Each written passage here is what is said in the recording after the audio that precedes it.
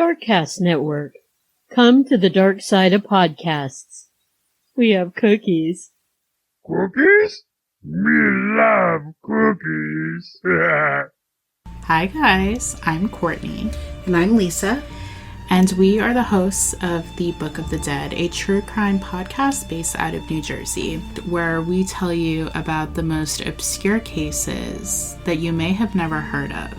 So join us in the Book of the Dead library for another chapter of the Book of the Dead wherever you get your podcasts. Bye guys.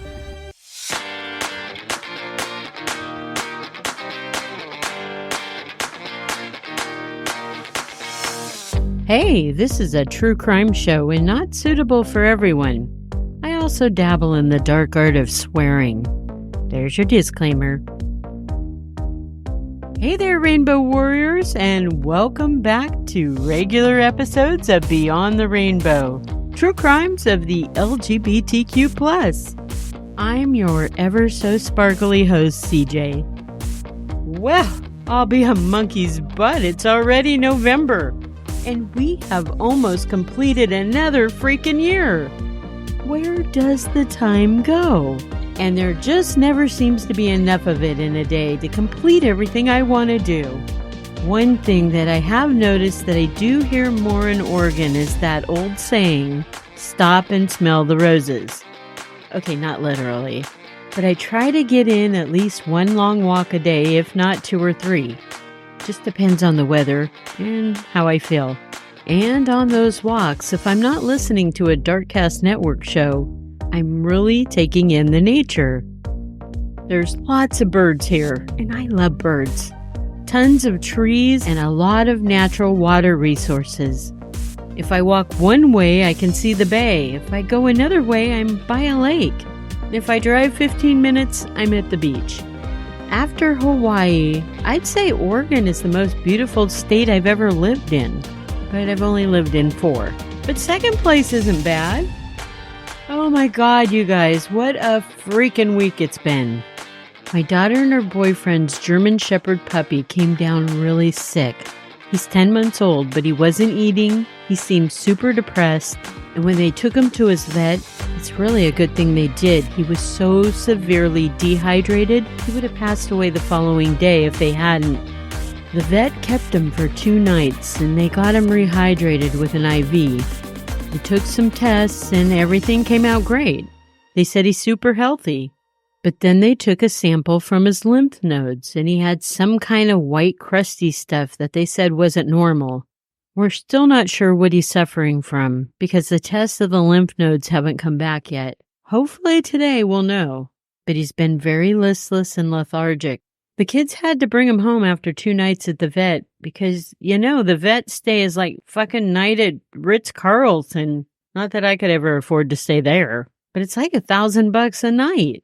So we've been hydrating the puppy every 2 hours, and he's also on an intense diet to get his weight back up. But since he's still not eating on his own and won't eat solid foods, we've had to blend up foods to give him through the turkey baster. Every day he seems to be getting just a little bit better and more alert, which is great, but a lot of work, and we still don't know what's wrong with him.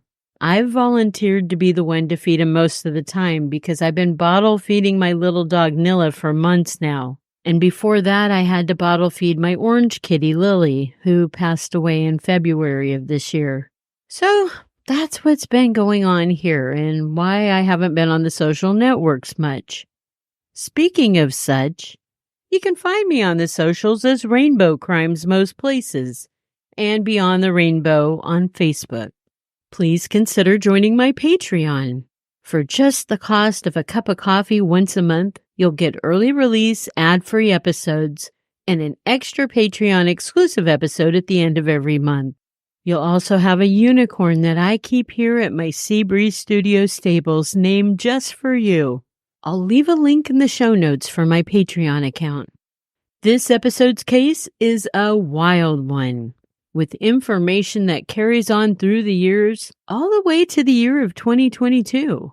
And it involves 3 teenagers living in Illinois in 2005. Well, with that little tidbit, let's go ahead and get into the main case.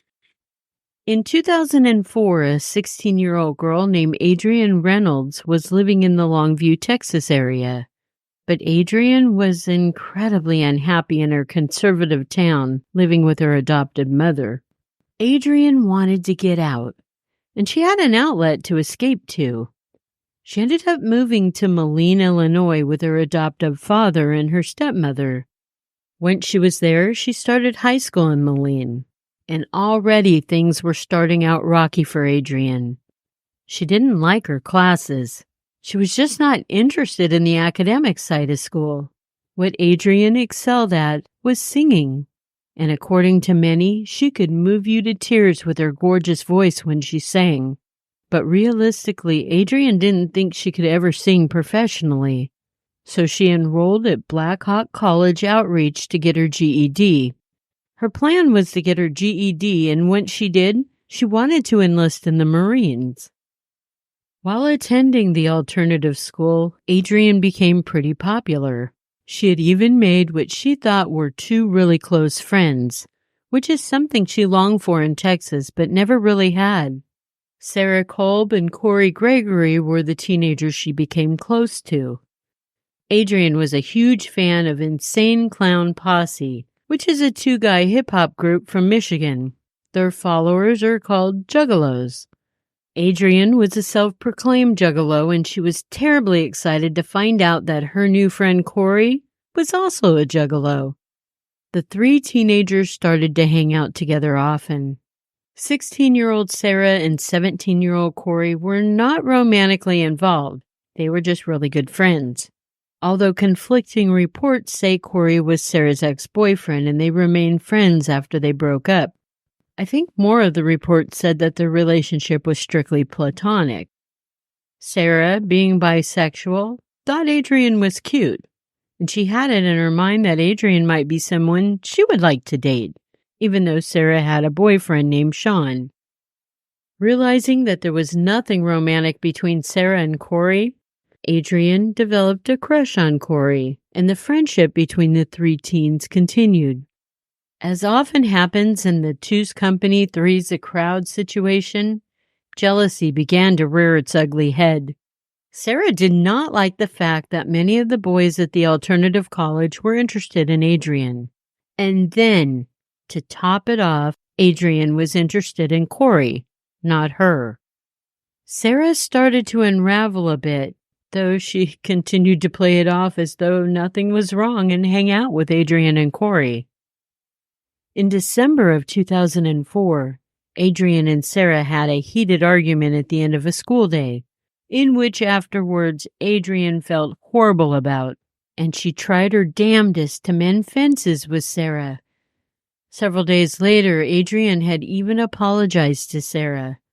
Sarah returned the apology, but she didn't mean it. By now, Sarah was already writing in a journal about how she wanted Adrienne dead, and she even told a couple of her other friends the same. Of course, the friends took it as a joke, and they never uttered a word to anyone about it. By January of 2005, Adrienne worked up the nerve to ask Corey out. When Corey told Sarah about it, this pissed Sarah off even more. Her anger, which had been growing, overtook any attraction that she once had for Adrienne. The afternoon of January 21st, 2005, Sarah invited Adrienne to lunch at a nearby Taco Bell with her and Corey. Taking this as an offering of peace, Adrienne jumped at the chance to rekindle her friendship with Sarah. It was very cold out that day, and on the drive another verbal altercation occurred between the teenage girls. When the teenagers parked the car at Taco Bell, their windows were steamed up from all the hot air being blown around inside. And then a physical fight broke out between Adrienne and Sarah inside the car. Corey held Adrienne down while Sarah wrapped a belt tightly around Adrienne's neck and began to strangle her with it. Sarah also kept a wooden tool of some type in her car for protection, and she beat Adrienne in the head. Might thought it was one of those little wooden souvenir baseball bats that they used to give out as promotions at baseball games. Eventually, Sarah discarded the wooden tool and she held the belt tightly until Adrienne quit moving while Corey pinned Adrienne with his body weight. Sarah took the belt off of Adrienne's neck and she proceeded to use her hands to squeeze out any life that might have been left in Adrienne. Then Sarah and Corey drove Adrienne's body to Sarah's grandparents' remote farm. They found an area where no one could see him and they tried to burn Adrienne's body. When they saw that Adrienne's remains did not turn to ash like they thought it would, they left, leaving Adrienne's body behind on the farm property. The dastardly duo returned 2 days later with a friend named Nathan Godot. And Nathan? Well, let's just say he had a very dark side to him. Nathan was obsessed with blood and gore.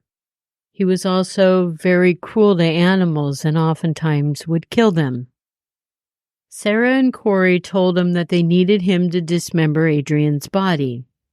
Nathan jumped on it. He was ready to go.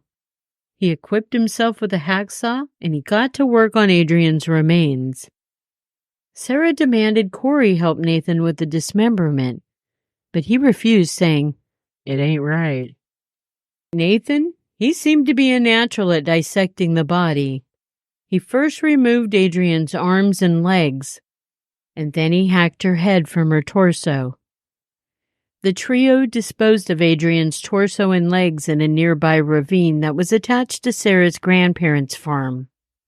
They then took the remaining parts of Adrienne, put them in Sarah's car, and they headed to McDonald's for lunch, which I can just never understand, having an appetite after doing something like this to someone you were once close with, or to anyone for that matter.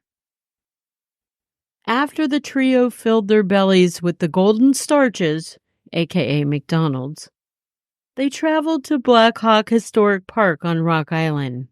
And this is where they buried the rest of Adrienne's remains under a manhole cover. When Adrienne didn't return home that evening or show up for her job at Checkers restaurant, her adoptive dad and stepmom were frantic with worry. The following day, they paved the streets of Moline with missing flyers, and they talked to anyone they could. They went to Adrienne's school and they talked to classmates, none of who remember even seeing Adrienne the day she disappeared. Police were also searching for the missing teen. Several days later, a tip was phoned in by someone who had seen Adrienne in the car at the Taco Bell parking lot. Detectives honed in on that lead and they discovered she was last seen with her two friends, Sarah Kolb and Corey Gregory. Police brought in both Sarah and Corey for questioning. And of course, Sarah and Corey denied any wrongdoing. But the detectives were persistent. And finally, Corey gave in and told them everything. Sarah told detectives, yeah, they had picked up Adrienne, but they dropped her off at McDonald's during lunchtime. And that was the last they had seen of Adrienne. She never mentioned Nathan's name at all. And then finding out that Corey had given him up, Sarah said it was all Corey's idea and she was just along for the ride. Police had no idea where to start looking for Adrienne's remains. But according to Corey, they knew that the teenage girl was no longer alive. Corey was the one who took them to every part of Adrienne. And Corey had also not mentioned Nathan's involvement. It was actually Nathan's grandmother that he lived with who called police regarding her grandson's possible involvement in the horrible murder of Adrienne Reynolds.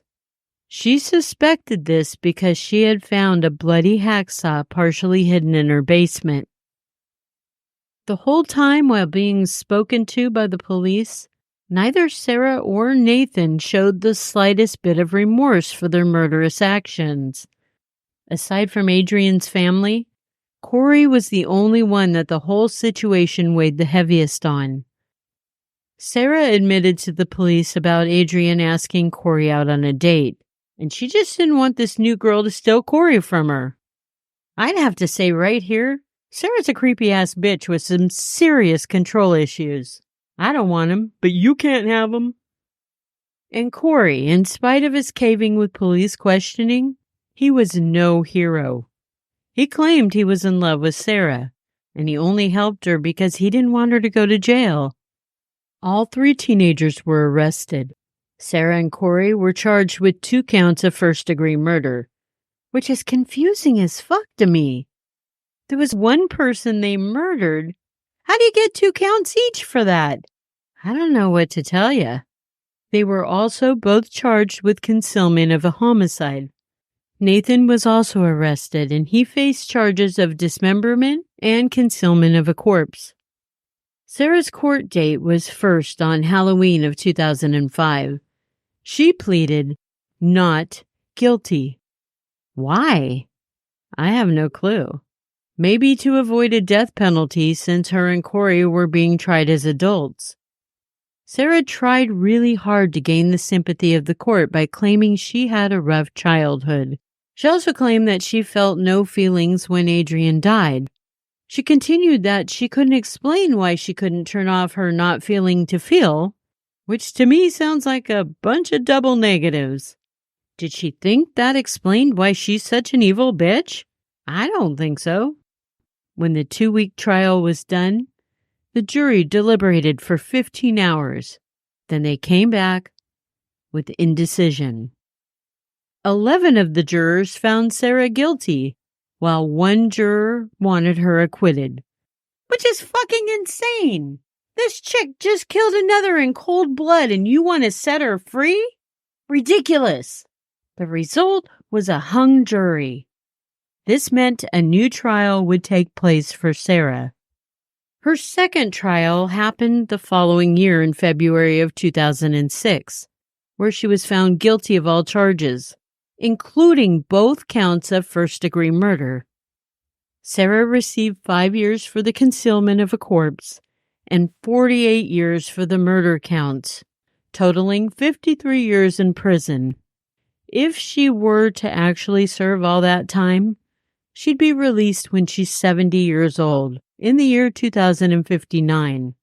But, knowing our judicial system, she'll probably be paroled sooner. Next up for trial was Corey Gregory, the boy with the actual conscience. He pleaded guilty to the charges against him. He was found guilty and sentenced to 5 years for the concealment of a corpse and 40 years for his part in the murder, making it a 45-year sentence. If he serves every day of his sentence, he'll be 63 years old at the time of release. But we'll get back to Corey's story in just a bit. The butcher, Nathan Godot, he was charged as a minor for dismembering Adrienne's corpse in concealment. He was sentenced to 4 years in a juvenile detention center. And although he only got his hand slapped for his heinous involvement in Adrienne Reynolds' murder, that bitch Karma, she found a way to get back at him. So Nathan would have been released from juvenile detention in 2010 at the age of 20. Well, 2 years after his release in 2012, Nathan was driving around in Monroe County, Indiana. He was with a couple of his guy friends. Their car plowed into a tree and burst into flames, killing all 3 of the young men inside. That was the first carryover from this case. And the second one happened last year in 2022, and it involves Corey Gregory. Or should I say Harley Quinn, which is the new name Corey goes by, as well as having the new pronouns of she and her. While in prison, a transformation occurred, a transition from male to female. Harley was also granted a new trial where she was asking the court to knock 20 years off her sentence. Adrienne's adoptive dad and stepmom attended this trial too. The stepmom even took the stand with her victim impact statement, along with a large picture of Adrienne. She wanted the jury to see the young, vibrant girl Adrienne once was, and not just a name on a docket. When she spoke, she said, "I'm disgusted to have to be back in court today for this, when Adrienne was given the death penalty. It's been 17 years since her life was taken. Every day of my life, I think about her fighting and kicking for her life. I think about her gasping for air. I think about body parts down that manhole. The defendant is lucky she wasn't given life in prison or the death penalty. Today is the day we closed the book on Harley Quinn. Today we let Adrienne rest in peace. Adrienne's life is worth more than 20 years. The value of her life is worth more than 20 years. Harley kept her head down for almost the whole statement from Adrienne's stepmom. Then, surprisingly, after Adrienne's stepmom was done, Harley stood and faced Adrienne's family and said, If I could give my life, I would. I'm sorry. I know it doesn't make a difference. I know you will never forgive me, and I would never ask for it, because I do not deserve your forgiveness. And that's all I can do is just try to earn enough to where I can look her in the eye in the next life. And then Harley turned to the judge and said, I was a child, 17 years old, and all I'm asking the court to do is recognize the child that I was isn't who I am today. It would seem the judge had his decision ready to deliver. I believe the court is duty-bound to impose the same sentence that was imposed at the original sentencing hearing. Outside the courtroom, Adrienne's stepmom told reporters, She's gone and they can't lessen her sentence, so Harley Quinn deserves every day she can't bring Adrienne back. And Adrienne was a good girl. She really was, and she was full of life. She loved to sing. Sometimes it was a little annoying because she sang all the time, but that was her dream. Her favorite song was Amazing Grace. Today, we let Adrienne fly. Rest in power, Adrienne. Our true crime quickie this episode comes to us from Pennsylvania in December of 1987. The night of December 15th, 1987, 26-year-old gay artist Anthony Milano was relaxing at a bar in Bristol Township. That night, he met two men, 24-year-old Richard Laird and Richard's buddy Frank Chester at a bar on Route 13. A conversation ensued and the three men left in Anthony's car. Okay, it was actually Anthony's mom's car. It was a 1976 Nova. The men headed down Route 13 and somehow Richard and Frank were able to commandeer the vehicle away from Anthony and drive to a wooded area.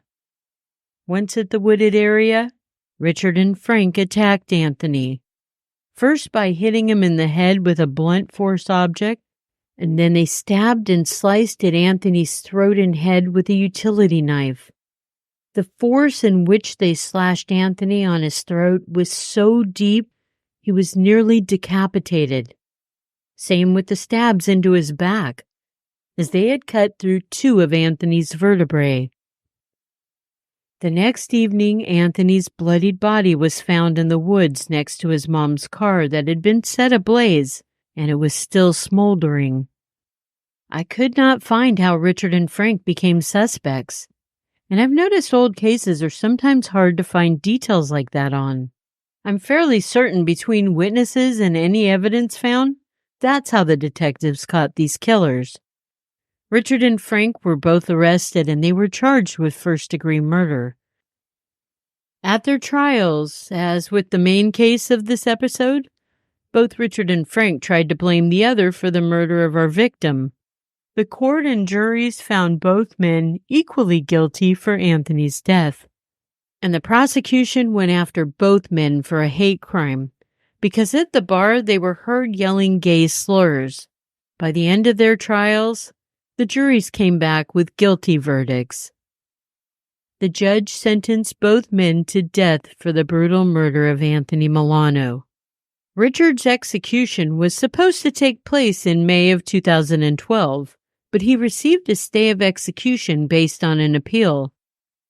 He is still on death row to this day.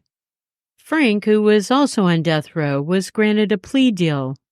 He changed his not guilty plea to a guilty plea, and he received life in prison with no chance of parole instead. His life was spared, unlike Anthony's. And Richard's never been offered this same deal that Frank got. Rest in power, Anthony. And a super big thank you to my good friend Jen from our True Crime podcast. She did the voice of Adrienne's stepmom for me. Thanks, Jen. Love ya. And I love you, Rainbow Warriors. You matter. And remember, it's not a crime to be gay, unless you're a murderer.